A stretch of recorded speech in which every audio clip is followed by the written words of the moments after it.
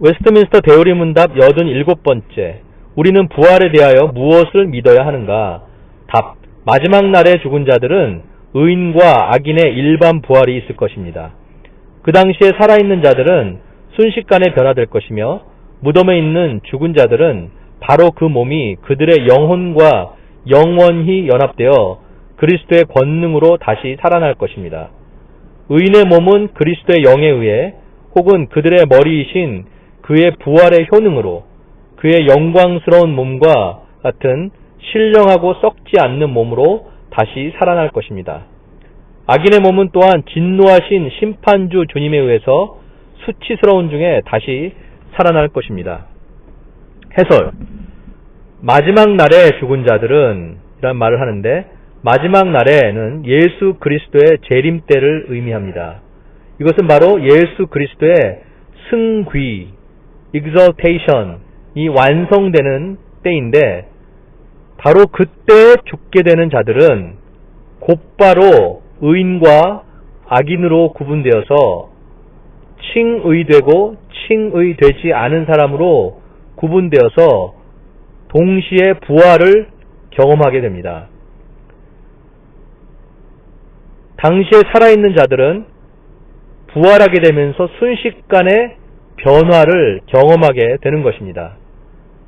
그런데 그 전에 죽은 자들, 예수님의 재림 전에 죽은 자들은 우리가 86문에 나눴던 것처럼 칭의를 받고 마치 잠자리에서 잠자듯이 평화롭게 기다리는 육체는 그리스도의 놀라운 영광을 함께 누리고 있던 영혼과 연합이 되어서 놀라운 하나님의 영광, 신령하고 썩지 않는 그 몸으로 다시 살아나게 되는데 그것을 우리는 부활체라고 합니다.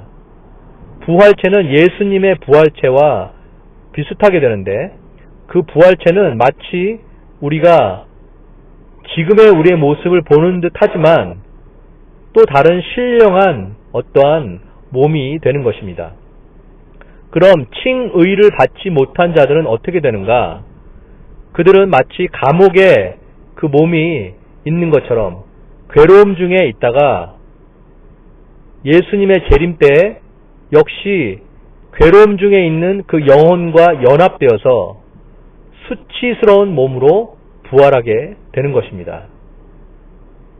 칭의를 받았던, 칭의를 받지 않았던 모든 존재는 부활을 경험하게 되는데 칭의를 받은 자는 영광스러운 부활, 신령하고 썩지 않는 몸으로 다시 살아나게 되고 또 칭의를 받지 못한 자들은 수치스러운 부활, 진노하신 심판주 주님이 심판하시는 부활을 경험하게 되는 것입니다.